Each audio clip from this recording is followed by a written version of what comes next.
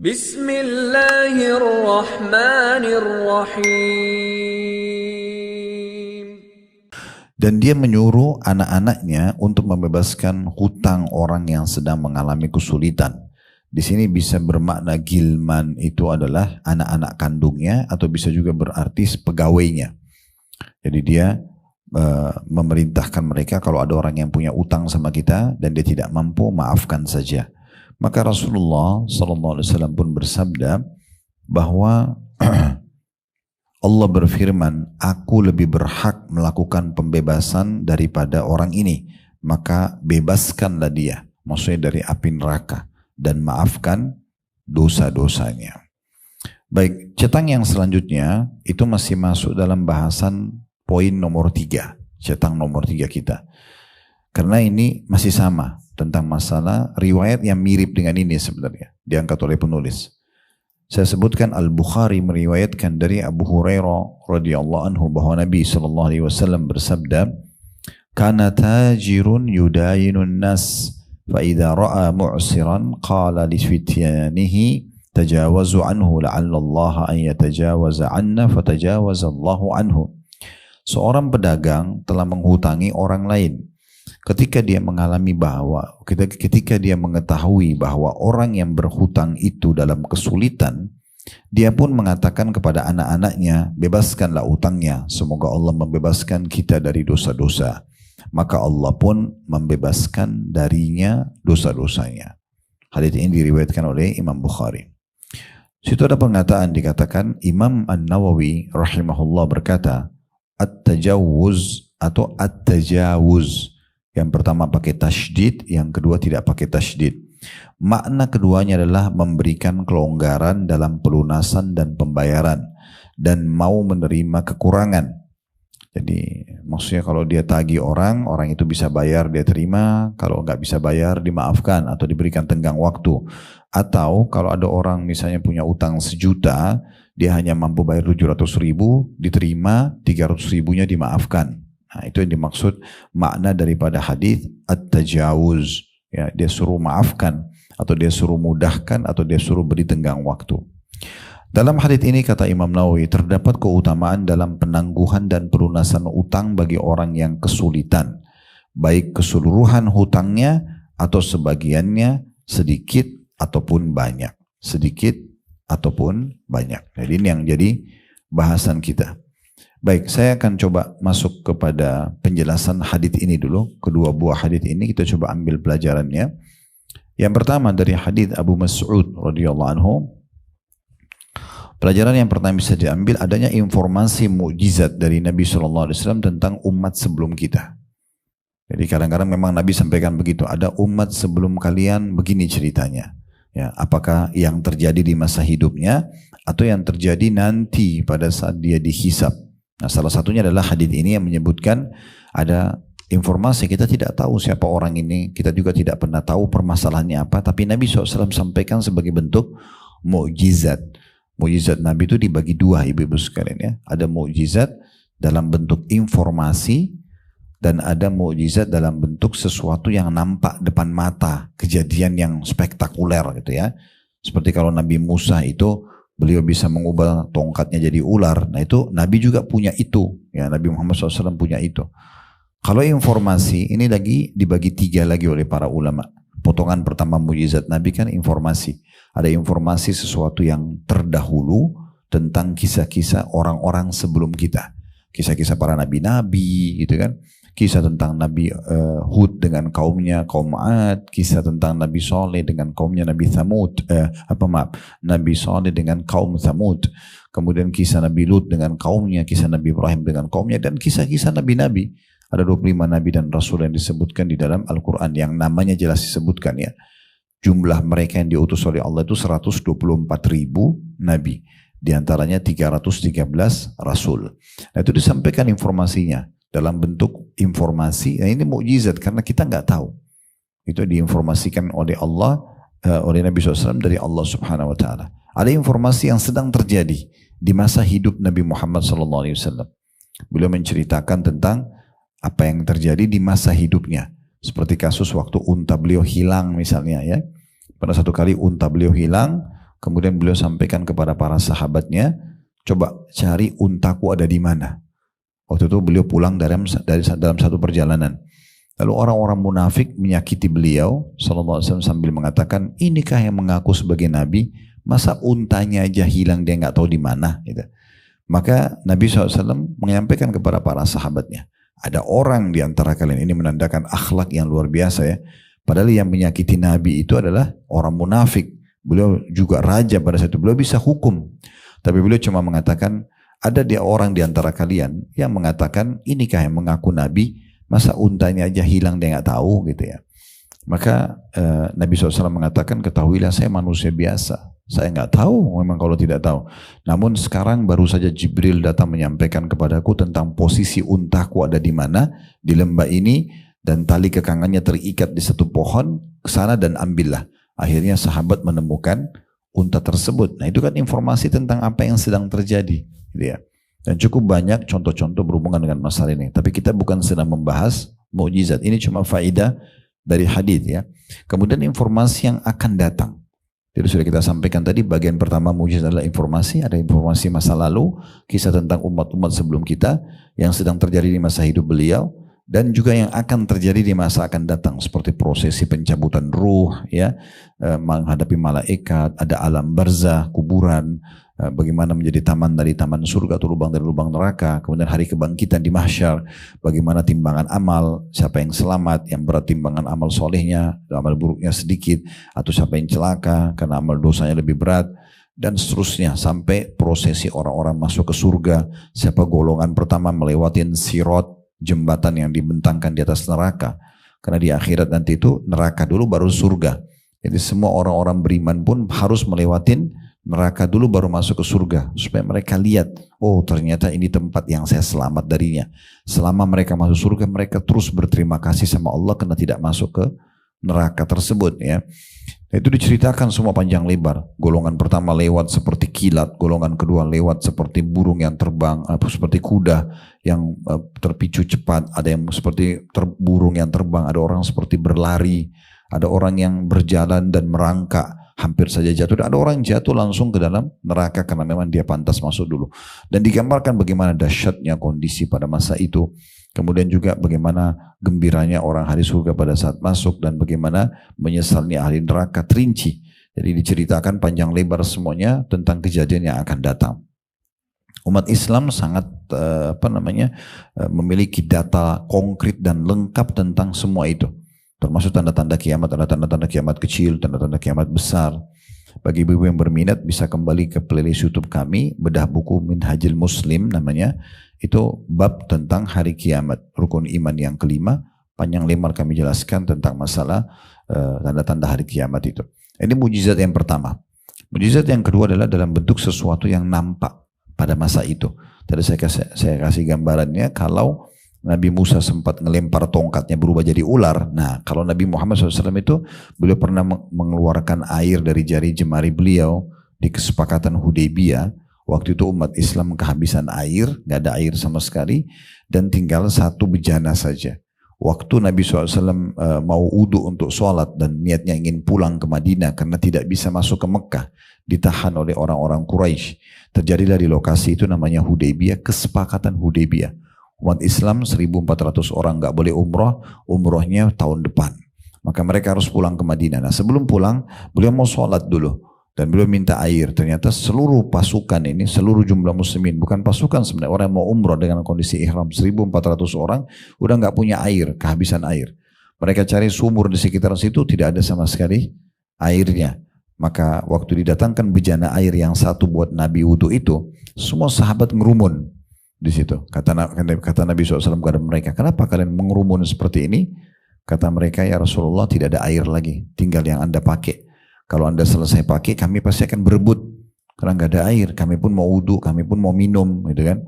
Maka kata para sahabat, kami menyaksikan bagaimana Nabi SAW memasukkan telapak tangan beliau yang mulia di dalam bejana air itu, dan airnya keluar. Dan semua sahabat mengisi bejana-bejana mereka, kendi-kendi mereka untuk minum, dan mereka semua wudu, mereka semua minum, hilang semua hausnya, bejana mereka semua penuh, itu baru Nabi SAW angkat tangannya.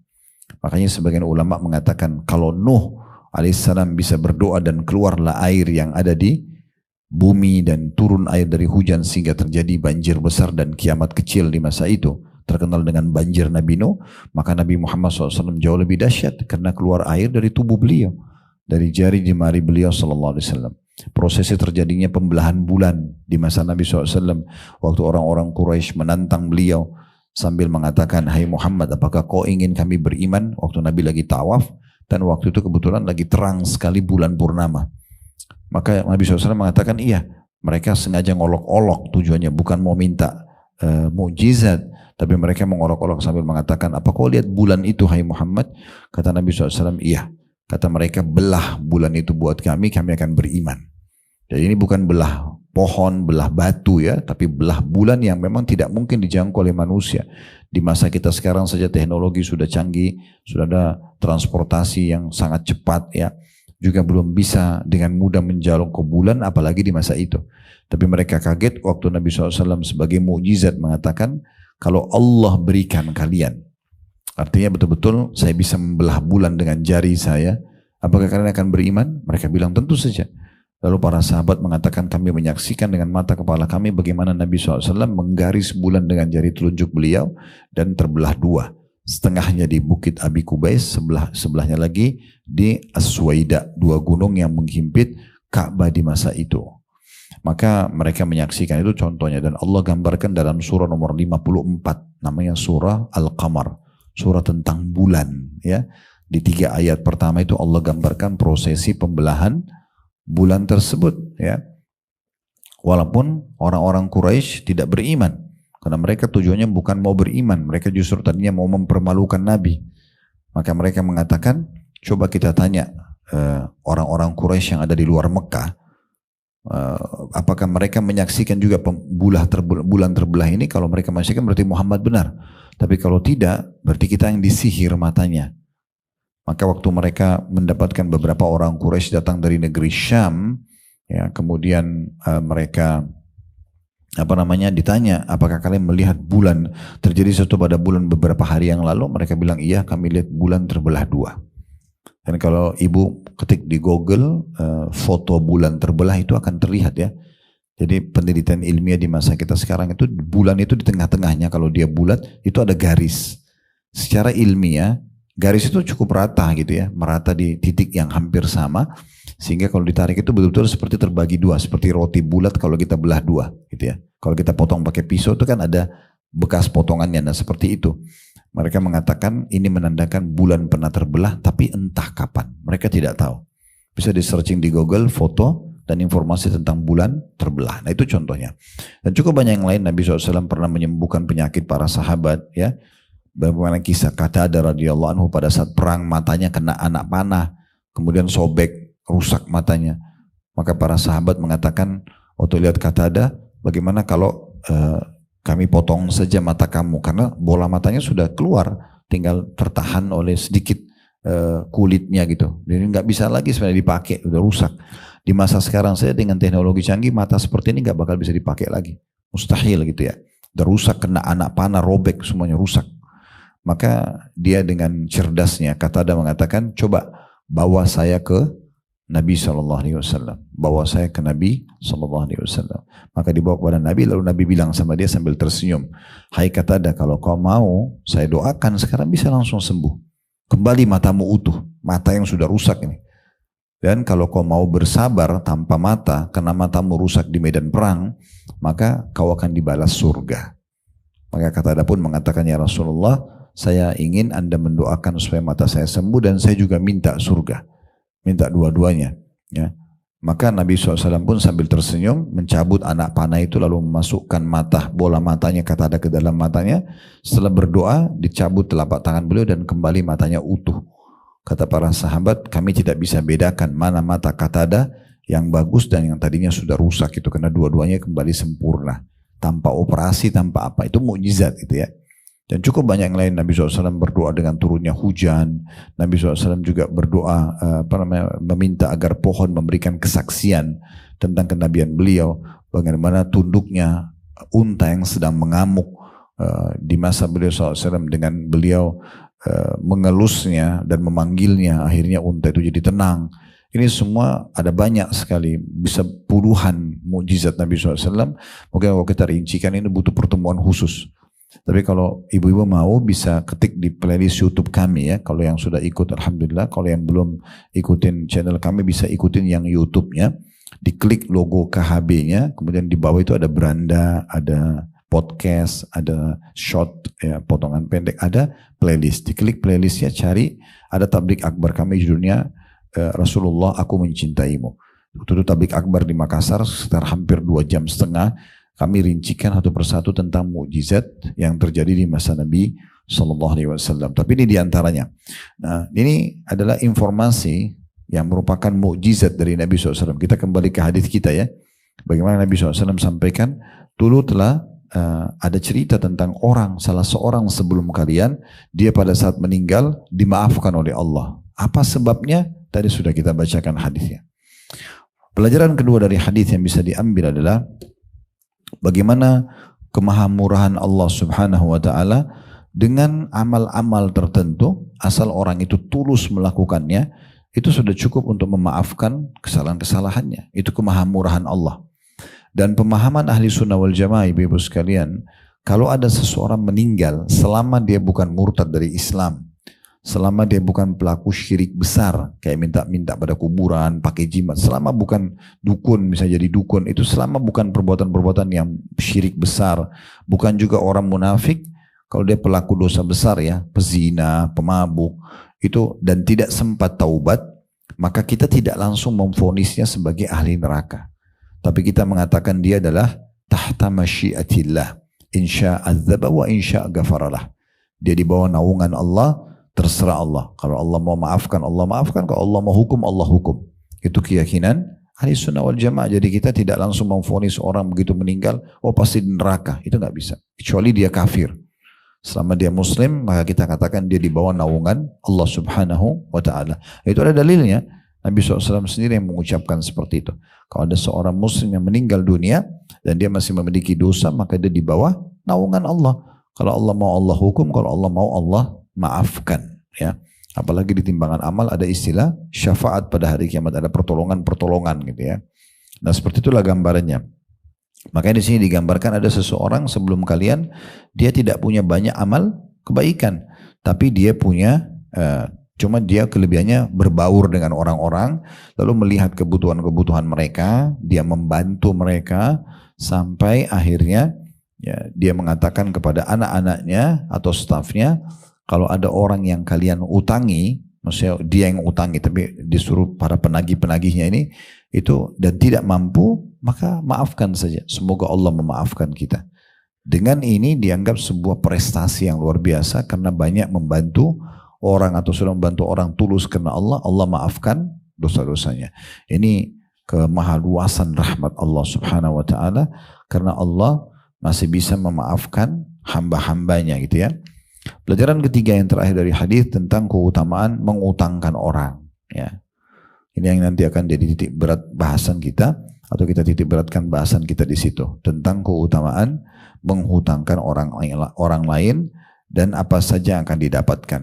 Nanti kita akan jelaskan tentang hukum-hukum masalah menghutangkan orang lain atau pemilik piutang, serta juga bagaimana hukumnya orang yang utang sementara dia itu niat tidak mau membayar, gitu kan? Apa saja hukuman yang bisa menimpa dia. Baik, kita akan masuk ke dalam penjelasan lebih jauh insya Allah tentang masalah poin ini ya. Kita akan mulai ibu-ibu sekalian dengan hukumnya sendiri.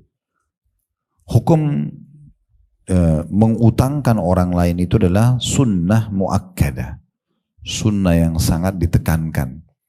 Jadi kalau misalnya ada yang datang ke ibu-ibu, tolong bantu saya mau utang, nah itu sunnah hukumnya, boleh kita bantu. Beda antara utang dengan sedekah ya. Kalau sedekah ibu jangan tolak, berikan dia semampunya apa saja. Tapi kalau utang piutang ibu masih punya opsi, bisa mengutangkan bisa tidak. Tapi kalau ibu utangkan itu pahalanya besar sekali. Hukum dasarnya sunnah muakkadah, sunnah yang sangat ditekankan sebagaimana dinukil oleh para ulama-ulama kita ya. Dasar hukumnya mengutangkan orang lain itu adalah firman Allah Subhanahu wa taala di dalam surah Al-Baqarah ayat 245. Al-Baqarah 245. Kalau mau buka aplikasi Al-Quran di handphonenya silahkan dilihat ayatnya. Saya akan bacakan Al-Baqarah surah nomor 2 ayat 245. Ini dasar hukumnya ya. Allah SWT berfirman, "Man dzalladzi yuqridullaha qardan hasanan fayudha'ifahu lahu adha'afan katsira wallahu yaqbidu wa yabsutu wa ilaihi turja'un." Yang artinya, siapakah yang mau memberi pinjaman kepada Allah, pinjaman yang baik, maksudnya dalam kurung menafkahkan harta di jalan Allah. Jadi meminjamkan, Allah nggak butuh pinjaman, tapi dia pinjamkan hamba-hamba Allah yang lain yang butuh, itu sama dengan meminjamkan Allah. Ini sejalan dengan hadis yang sahih, kata Nabi SAW, Allah berfirman kepada hamba-hambanya nanti pada hari kiamat, "Kenapa engkau menemukanku sakit sementara kau tidak menjengukku?" Lalu hamba itu mengatakan, "Bagaimana aku menjengukmu sementara kau adalah Tuhan alam semesta?" Kata Allah Subhanahu wa taala, "Bukankah hambaku fulan engkau kenal sedang sakit tapi kau tidak menjenguknya? Kalau kau menjenguknya engkau akan menemukanku ada di sisinya." Maksudnya aku siapkan pahala yang besar. Nah seperti itulah. Jadi kalau kita bermuamalah dengan manusia, ibu-ibu sekalian, kalau mau kita jadi tulus, kita jadi lapang dada, jangan lihat siapa yang di depan kita, tapi hubungkan itu dengan perintah Allah. Misal ibu-ibu jadi seorang istri, jangan lihat suaminya yang untuk kita layani, kita penuhi kebutuhannya, biologis, pakaiannya, rumahnya, anak-anaknya, bukan itu. Tapi karena adanya perintah Allah di situ, kita sedang mengejar apa yang Allah janjikan melalui si suami ini. Nah seperti itulah. Sehingga kita tidak pernah jenuh. Bagi kita ini adalah prestasi terbaik yang saya bisa raih. Sebagaimana Nabi SAW mengatakan, ya Allah memerintahkan Nabi menyampaikan itu. Istri manapun atau wanita pun yang sholat 5 waktu, yang puasa Ramadan dan melayani dengan baik suaminya, kecuali pada saat meninggal, Allah izinkan boleh memilih masuk dari 8 pintu surga yang dia inginkan. Jadi dia bukan melihat suaminya.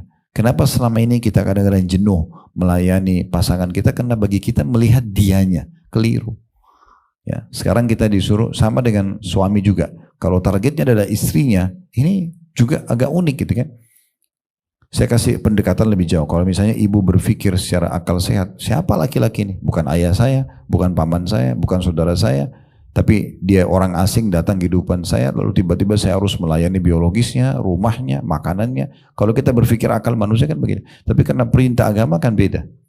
Makanya jangan campur baurkan antara melihat orang itu dengan perintah Allah. Kalau perintah Allah itu kita akan loyal sekali gitu. Itu juga sama suami. Mungkin suami ibu juga sama. Kalau pakai akal-akal manusia, siapa perempuan ini? Bukan ibu saya, bukan tante saya, bukan saudari saya. Orang asing saya nikahi, karena kan kita tidak boleh nikah sama mahram kan. Ibu, paman, ayah, ini kan tidak boleh. Sekarang nikahnya sama orang asing. Siapa perempuan ini? Tiba-tiba datang dalam hidup saya harus kasih hasil kerja saya. Dia makan, dia minum, dia tidur, dia pakaian, semua dari hasil pendapatan saya. Kan bisa gitu kalau orang berpikir akal-akal. Tapi ini perintah Allah, berbeda. Kalau orang sudah niatkan karena perintah Allah, dia tidak akan perhitungan dengan istrinya, dia tidak akan perhitungan dengan suaminya. Orang tua kita, kalau kita berpikir manusia, kenapa ada orang anak-anak durhaka sama orang tuanya, kasar kalau ngomong, lalu pada saat orang tuanya sakit atau sudah tua malah ditinggalkan, tidak diurus, karena dia berpikir secara individu. Ya mungkin dia pernah ingat dulu waktu kecil ibunya pernah pukul atau ayahnya pernah pukul. Kalau pikirannya ke manusia begitu. Tapi kalau dia karena tahu itu perintah Allah, kita nggak perlu lihat orang tua kayak ini, orang tua kita berpendidikan atau tidakkah, mereka pernah jahat sama kita atau tidak. Intinya Allah perintahkan saya disuruh bakti, kejar surga dari orang tua saya. Clear, selesai, kan gitu. Nah seperti itu seterusnya, seperti itu seterusnya. Nah sama di sini. Siapa yang meminjamkan untuk Allah pinjaman yang baik, maksudnya meminjamkan kepada hamba-hambanya karena Allah, ya. Dikatakan maka Allah akan memperlipat gandakan pembayaran kepadanya dengan lipat ganda yang banyak. Tafsirnya bisa bermakna rezeki yang dia keluarkan itu dia pinjamkan 1 juta, Allah nggak akan kembalikan 1 juta, tapi kelipatan-kelipatan yang banyak itu dari harta yang dia pinjamkan. Plus lagi dia akan mendapatkan pahala-pahala yang melimpah, banyak barasan pahala di akhirat yang memasukkan dia ke dalam surga. Dan Allah menyempitkan juga melapangkan rezeki ya dan kepadanya lah kamu akan dikembalikan. Maksudnya yang memerintahkan kalian mengutangkan orang, bantu orang itu adalah Allah yang maha kaya, yang melapangkan rezeki. Dan dia juga yang menyempitkan rezeki. Gitu kan? Maka tidak usah khawatir. Makanya Nabi SAW berkata kepada Bilal, ini pernah kita sampaikan hadis sahih ya. Hai Bilal, berinfaklah dan jangan pernah kamu takut miskin dari pemilik singgasana yang agung. Ya. Sedekah aja. Yakin Allah akan gantikan maka selesai. Hidup kita akan tenang gitu ya. Kemudian dalam hadis Nabi SAW disebutkan, man naffasa an mu'minin kurbatan min kurabi dunya naffasallahu anhu kurbatan min kurabi dunya. Barang siapa min kurabi yaumil qiyamah, itu min kurabi yaumil qiyamah ya.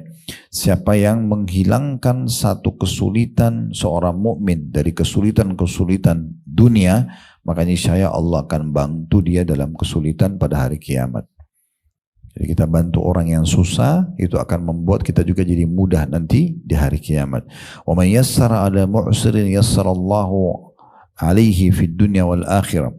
Siapa yang memudahkan, kata Nabi SAW ya, kepada orang yang dalam kesulitan, dia butuh, dia belum bisa bayar utang, kita kasih tenggang waktu, dia belum bisa kembalikan barang kita, maka kita maafkan atau kita mudahkan dia gitu. Tadi saya juga sebutkan ada orang yang bayar utang, mungkin dia cuma punya 700.000 dari 1 juta, 300.000-nya kita maafkan. Semua itu maka Allah akan mudahkan urusannya dunia dan akhirat.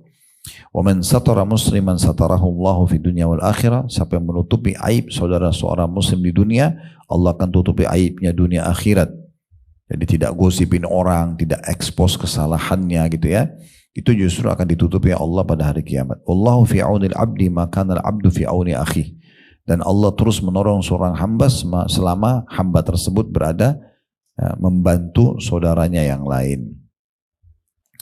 Dan kita perlu tahu, ini sudah pernah saya jelaskan, saya ingatkan lagi, kita punya 2 jenis investasi dalam Islam. Ada investasi yang bisa ibu-ibu ambil keuntungan. Misalnya ibu diajak oleh temannya bisnis. Ya. Ini saya mau buka restoran, saya mau buka apalah usaha, misalnya usaha apa saja. Butuh modal 100 juta, kamu mau investasi nggak? Bayar 50 juta, saya 50 juta, kita nanti bagi 2, 50-50%. Untung rugi tanggung sama-sama. Kalau untung sama-sama dapat 55%, kalau rugi sama-sama tanggung 55%. Itu namanya mudharabah. Itu boleh kita ambil keuntungan. Tapi ingat, tidak boleh kita mau untung saja. Saya investasi ya, tapi saya tidak mau tahu rugi. Saya mau setiap bulan saya dapat misalnya dari 100 juta 10 juta. Itu nggak boleh. Itu nanti jadi riba, ya bisa jadi gharar, dosa, nggak boleh. Tapi ibu boleh menentukan persentase dari margin, dari keuntungan. Jadi misalnya 50% dari keuntungan, 30% dari keuntungan, nah itu boleh. Tapi kalau penentuan, saya cuma mau tahu dari 100 juta saya dapat 10%. Untung rugi perusahaan kamu terserah, itu nggak boleh. Itu jadi riba nanti. Ya, itu namanya mudharabah. Atau murabaha. Murabaha itu kita beli putus. Ini pernah saya kasih contoh kalau masih ingat. Kalau saya mau beli mobil 200 juta, saya nggak punya uang. Lalu saya bilang sama teman saya, bisa nggak kamu beliin saya mobil ini 200 juta? Dia bilang bisa Khalid, tapi dengan syarat saya jual sama kamu 220 juta ya. Dia ambil keuntungan 20 juta. Dari awal jelas produknya yang mau dibeli, jelas juga akadnya jual beli, jelas juga keuntungannya gitu ya. Lalu saya mengatakan baik, saya setuju. Ya, saya akan bayar 220 juta tapi saya cicil 10 bulan ya. Setiap bulannya 22 juta, 10 bulan selesai misalnya. Maka itu namanya akad murabaha. Boleh ambil keuntungannya. Nah, ada investasi, nggak ada untung dunianya sama sekali. Tapi investasi juga, itulah hutang piutang. Ya, ini orang banyak tidak paham. Tapi dia akan melimpah sekali pahala yang akan didapatkan. Nanti akan kita bacakan dalil-dalilnya ya. Jadi tidak boleh, ingat, mengutangkan orang juga mengambil manfaat. Karena kalau kita utangkan orang misalnya, saya utangkan kamu 1 juta, kamu harus kembalikan 1,5 juta. Itu jadi riba. Ya, riba itu sangat berat ya, dosanya sangat berat. Karena dalam hadis yang sahih kata Nabi SAW, riba 73 tingkatan, yang paling rendahnya sama dengan orang berzina dengan ibunya sendiri. Yang paling tingginya itu sama dengan orang atau setara dengan orang merendahkan saudaranya muslim. Gitu ya.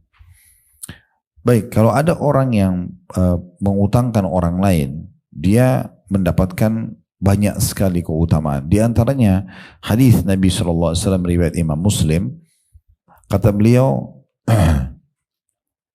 man anzara mu'siran aw wada'a anhu adhallahu Allahu fi dhillih.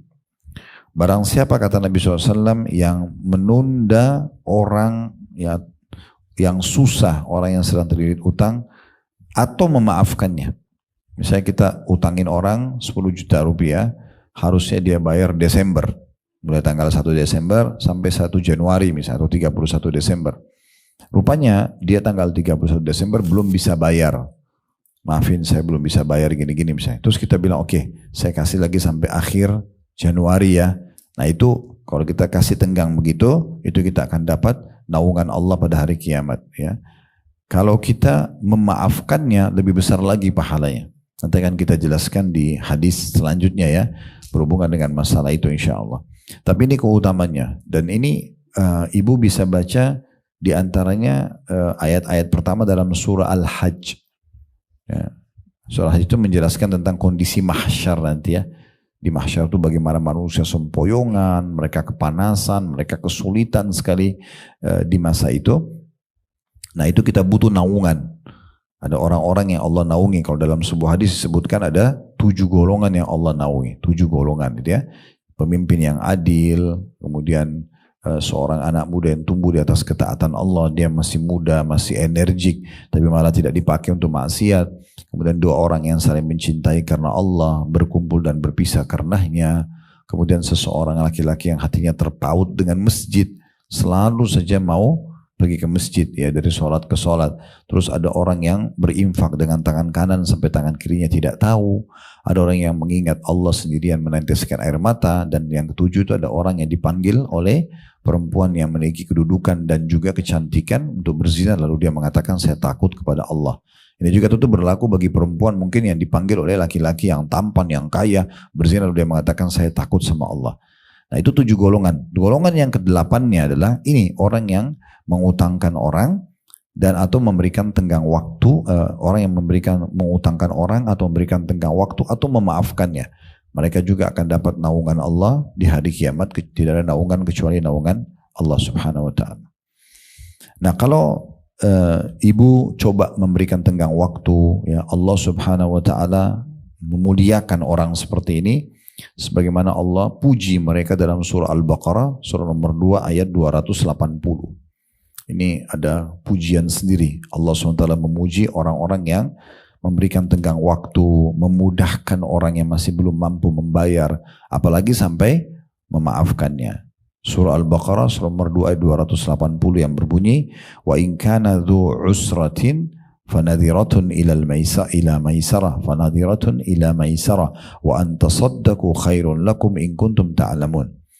Dan jika orang berutang itu dalam kesukaran, kita pemilik piutang, orang yang sedang kita utangkan ini sulit mereka hidupnya, maka berilah tangguh, ini firman Allah, sampai dia berkelapangan. Dan menyedekahkan, maksudnya sebagian dari utang itu adalah kalau kamu tidak mampu bayar 1 juta dari 1 juta, 500.000 aja. Atau semua utang itu, sudahlah karena kamu gak mampu, sudah saya maafin aja karena Allah. Itu lebih baik bagimu kata Allah jika kamu mengetahuinya. Dan Nabi SAW ya, mengingatkan, tadi sudah kita sebutkan bagaimana orang yang memberikan tenggang waktu ya, atau memaafkan utang seseorang, maka dia akan dapat naungan Allah. Tidak ada naungan kecuali naungan Allah Subhanahu wa ta'ala gitu ya. Dan kalau ada orang, itu tentunya bagi kita yang mengutangkan orang lain ya. Dan bagi orang yang mau utang, nah ini penting juga hukum yang berbeda. Tadi kan kalau kita utangkan orang, sekarang kalau orang yang mau utang, nah utang ini ada hukum sendiri Bu ya dalam Islam. Tidak boleh utang selama punya kemampuan. Itu garis bawah ya. Karena sekarang seperti kasus kartu kredit itu, biasanya makin banyak uangnya makin besar limitnya. Itu kan kartu utang ya. Jadi jangan kalau ibu mampu beli handphone cash, beli aja cash. Untuk apa utang? Untuk apa kita utang? Misalnya contoh beli handphone 5 juta atau 10 juta. Udah saya ambil pakai kartu kredit saja, saya cicil 500 ribu tiap bulan. Toh juga jadi ringan buat saya. Permasalahannya bukan itu. Kartu itu kartu ribawi. Kartu ribawi. Itu kartu riba. Utang piutang yang berbunga. Mungkin ibu bilang gini, tapi kan Ustaz ada 0%. Iya, itu penawaran promosinya. Tapi coba kalau misalnya ibu telat bayar, misalnya harus jatuh tempo tanggal 30 setiap bulan misalnya. Ibu telat nih, tanggal 1 baru ibu bayar. Jam 12 saja lewat 1 menit, sudah kena denda 50 ribu, 100 ribu misalnya. Denda itulah riba. Walaupun tadinya itu 0% kan gitu. Itu contohnya. Jadi dalam Islam dianjurkan mulia. Kita bisa beli cash and carry selesai. Beli bayar cash, bawa barangnya. Nggak ada beban. Kita meninggal pun nggak ada masalah, nggak ada utang gitu ya. Itu contohnya. Jadi jangan malah makin buat utang-utang ini ya. Ini juga sama saya ingatkan juga masalah arisan gitu ya. Arisan itu utang bu, hati-hati. Sekarang 10 orang arisan nih, kasih masing-masing 1 juta aja misalnya. Kan berarti 10 juta kan. Nah yang kena pertama itu biasanya ibu-ibu ini terutama sudah buat list belanjaan. Ya. Ini 10 juta nih mau beli ini, mau beli ini, mau beli ini. Ibu tahu nggak itu? Ibu beli pakai uang orang. Itu kan bukan investasi ya. Bukan kita sedang bisnis dapat untung. Bukan. Ibu lagi pakai duit orang. Sekarang kalau pas berjalan 5 bulan, ibu kan juga setelah pakai uang itu ibu beli-beli apa? Tetap store setiap bulan ya. Anggap bulan kelima kita meninggal. Gimana? Siapa yang mau lanjutin setengahnya? Ahli waris. Kalau mereka tahu, kalau mereka mau. Berarti kan kita seakan-akan sengaja masukkan diri kita ke masalah utang yang kita lahirkan gitu ya. Untuk apa ini? Kan gitu. Dan uniknya itu banyak orang makin kaya makin banyak arisannya gitu. Makin banyak utangnya. Kan agak unik gitu ya. Belum lagi kadang-kadang dikenain biaya admin lah. Ya, diharuskan dia karena dapat arisan maka dia harus keluarkan uang untuk memberikan makan kepada orang. Ini kan belum tentu dia juga ridho ini. Pemilik uang ini. Gitu. Contohnya dan seterusnya lah cukup banyak. Bagaimana kalau ada yang lari, dia nggak bayar, dia sudah terima, lalu dia tidak lanjutin. Siapa yang menanggung semua itu? Risiko-risiko ini kan banyak. Nah ini punya hukum-hukum syar'i sendiri. Jadi dalam Islam itu jangan buka pintu utang selama kita punya kemampuan. Nikmati, tapi hasil kita sendiri. Jangan hasil orang lain ini. Soalnya ini bermasalah ini, kan itu. Atau kita tadi menggunakan transaksi ribawi yang ternyata kita makan. Ada orang subhanallah yang saya tahu gitu ya. Odolnya, sikat giginya, listriknya, air di rumahnya, piring, sendok, bajunya, semua riba. Karena pakai kartu kredit yang dibayar oleh bank dulu. Gitu, dibayar sama bank, nanti baru dibayar akhir bulan. Uang itu siapa yang bayar? Bank riba dibayarkan buat dia. Untuk apa ini hidup dengan riba semuanya? Padahal dia mampu sebenarnya. Lebih baik kita manage gaji yang kita punya income bulanan, kita kelola dan di-manage semampu kita. Itu jauh lebih tepat. Secara hukum syar'i ya, kami tugasnya menyampaikan seperti ini ibu-ibu sekalian, itu hak Anda mau terima atau tidak. Tapi kami memberikan gambarannya. Lebih berhati-hati itu lebih bagus. Makanya kata Nabi SAW, wa khairu dinakumul wara'. Ketahuilah agama kalian yang paling bagus ada level tertinggi namanya al-wara. Apa itu wara bu? Itu kalau orang sudah sampai pada level ini berarti dia orang muslim yang paling baik agamanya. Yaitu orang yang berhati-hati sekali. Jangankan dosa besar, dosa kecil aja dia nggak mau buat. Jangankan yang haram, makruh aja dia nggak mau buat. Nggak usah bicara amal wajib, amal sunnah terus dikejar. Nah itu namanya orang yang wara. Ini adalah orang yang paling baik agamanya, gitu ya. Yang paling tinggi level keimanannya. Nah itu penting untuk digarisbawahi. Dan kalau ada orang sengaja utang dan dia tidak niat mau membayarnya, maka itu akan menjadi dosa besar buat dia. Ya. Sebagaimana hadis Bukhari, Nabi SAW bersabda, "Man akhadha amwalan nas yuridu ada'aha, addallahu anhu, wa man akhadha yuridu itlafa, atlafahu Allah." Siapa yang meminjam uang orang dan ia ingin membayarnya, dia niat dari awal mau membayar, Allah Subhanahu wa taala akan mudahkan dia membayarnya. Dan barang siapa yang dari awal mengambil karena ingin ya menghabiskan saja uang orang, mau menipu, maka niscaya Allah SWT juga akan memusnahkannya. Allah pun akan menghukumnya gitu ya. Ini penting sekali untuk digarisbawahi. Jadi kita harus baik-baik ya mengatur manajemen keuangan kita ya. Itu hukum-hukum tentang masalah mengutangkan orang dan juga utang ya kita sendiri. Kita pemilik piutang atau kita hutang sama orang. Jadi kalau kita mau utangin orang itu pahalanya besar. Kita berikan tenggang waktu juga bagus, kita maafkan juga itu bagus gitu ya. Nah ada poin penting, kalau seandainya ada orang meninggal dunia di dalam Islam sementara dia punya utang, ya itu para ulama-ulama tidak disarankan mensolatinya. Tapi awamnya orang boleh, silakan. Kenapa? Karena Nabi SAW begitu dalam hadis Bukhari. Kalau ada orang yang minta disolat di jenazahnya atau kerabatnya ya, misalnya orang meninggal lalu kerabatnya bilang, ya Rasulullah tolong solatin. Anggap kita hidup di masa Nabi, ada kerabat kita meninggal, kita bawa. Yang pertama Nabi tanya, dia punya utang enggak? Nabi tanya itu dulu. Ya. Hal taraka lidainihi fadla, ada enggak harta yang cukup? Kalau ada utang enggak? Ada. Oke, ada harta cukup untuk bayar. Kalau ada dibayarin utangnya gitu kan. Tapi kalau tidak ada, ya maka Nabi SAW tidak mau sholat sambil mengatakan sallu ala sahibikum. Kalian boleh sholati saudara kalian ini. Tapi Nabi sendiri nggak mau sholat. Kecuali ada yang jamin mau membayar utangnya. Maka waktu itu Nabi SAW sempat waktu mau sholati seseorang, orang itu punya utang 2 dirham. Lalu Nabi bilang, kecuali ada yang menjaminnya. Ada sahabat mengatakan, ya Rasulullah saya jamin. Sholati aja, saya akan bayar utangnya. Nah baru Nabi SAW sholati. Ini kan berarti menandakan tidak gampang orang punya utang ya. Ini bahaya sekali. Sama juga kalau ibu punya utang, ibu usahakan punya tulisan. Wasiat. Saya punya utang sama si fulan. Walaupun kecil gitu ya. Karena masalahnya ada hadis Nabi SAW yang berbunyi, ruh seorang mukmin akan bergantung, ya tidak dibawa laporin kepada Allah antara langit dan bumi selama utangnya belum dibayar. Kita juga tahu ada hadis yang sahih, orang mati syahid itu diampuni semua dosanya kecuali hutangnya. Jadi saking bahayanya utang itu ya. Oleh karena itu jangan dibuka kecuali dalam kondisi darurat. Dan ingat kalau sudah punya harta untuk membayarnya, maka jangan ditunda-tunda. Nggak boleh tunda-tunda pembayaran utang. Menunda bayar utang itu hukumnya dosa besar ya. Nggak boleh. Ya, ini bahaya sekali kata Nabi SAW dalam hadis, matlul ghani zulm. Menunda pembayaran utang bagi orang yang mampu kezaliman. Gak boleh. Ibu mampu bayar, udahlah nanti bulan depan aja. Orangnya juga belum nagih kok. Ingat tadi saya bilang, muamalah kita sama Allah bukan sama orang itu.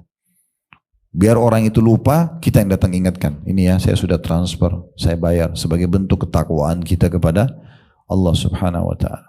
Di dalam hadis yang diriwayatkan Ibnu Majah juga Tirmidzi, kata Nabi SAW, man faraka ruhul jasada wa huwa bari'un min thalathin dakhala al-jannah. Siapa yang wafat, ruhnya terlepas dari jasadnya dan dia selamat dari 3 perkara, dijamin baginya masuk surga. Ibu meninggal tidak ada 3 hal ini, maka atau salah satunya maka ibu dijamin masuk surga. Yang pertama al-kibr, kesombongan.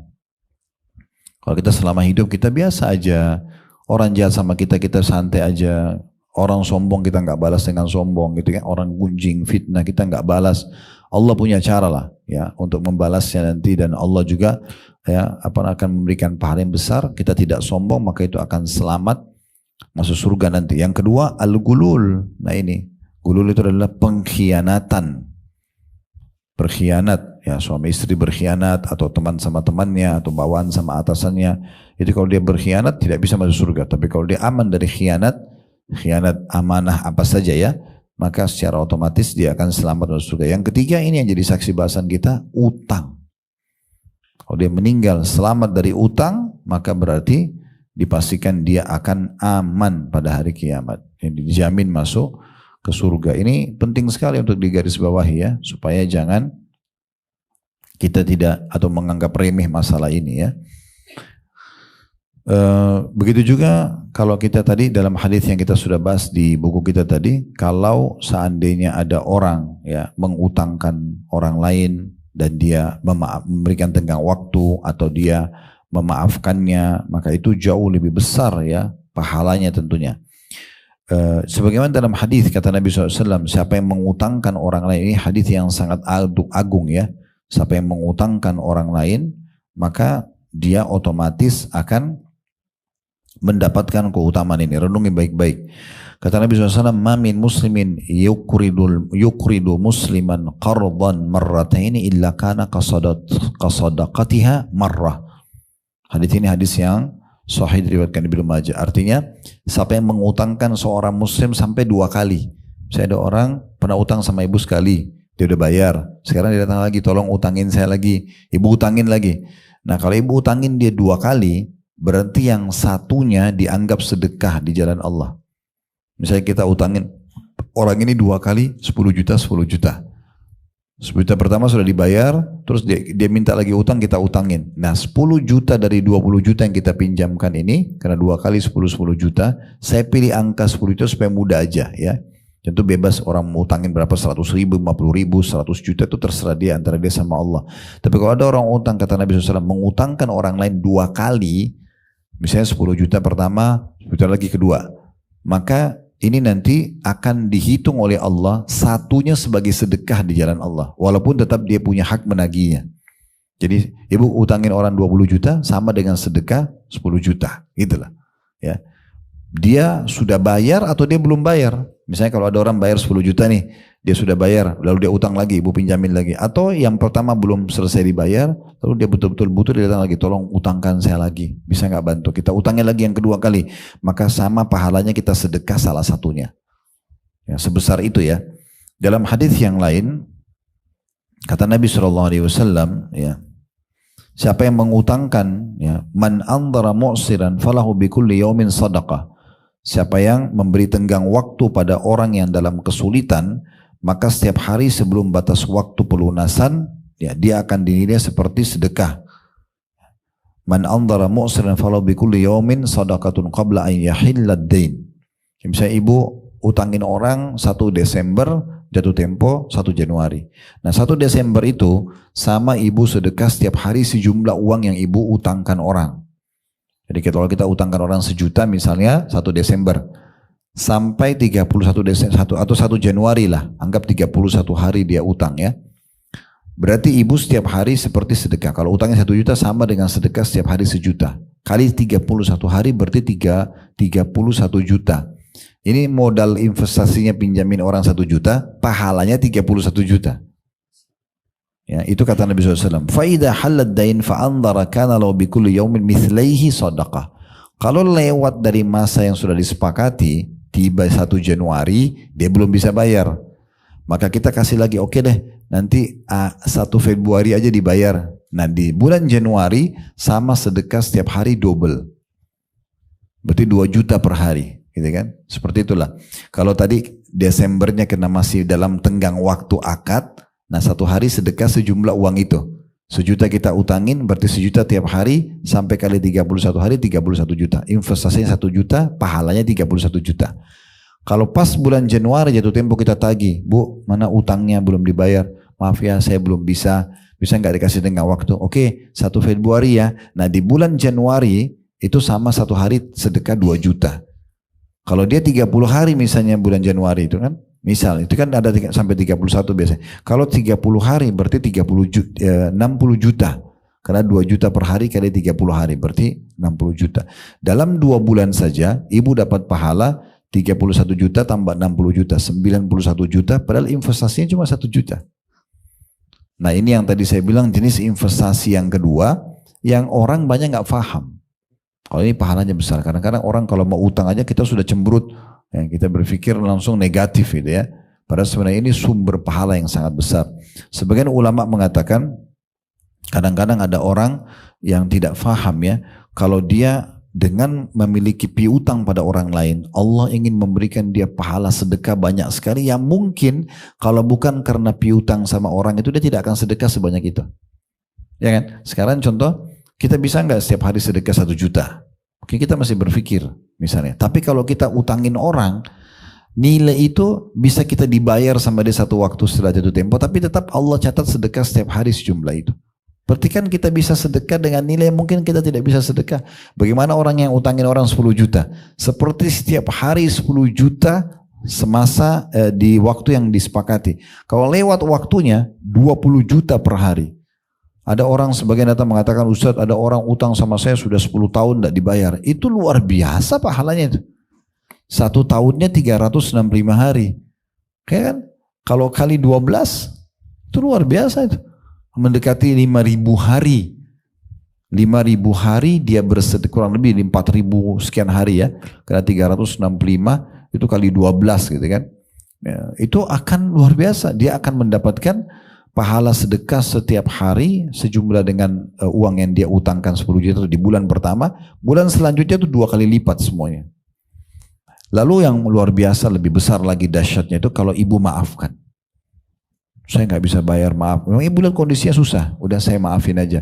Itu sama dengan setiap hari sedekah sampai hari kiamat. Karena ibu maafkan dia.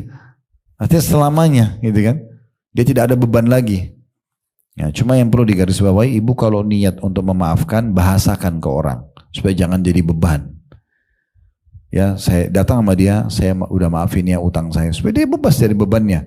Jangan diam-diam, udah saya maafin aja tapi biar deh, saya nggak mau sampaikan ke dia. Nah, orang tetap jadi beban, karena tujuannya justru memudahkan dia gitu ya. Tujuannya untuk itu. Ini urusan kita dengan Allah Subhanahu Wa Taala, bukan urusan dengan orang-orang tersebut. Walhamdulillah.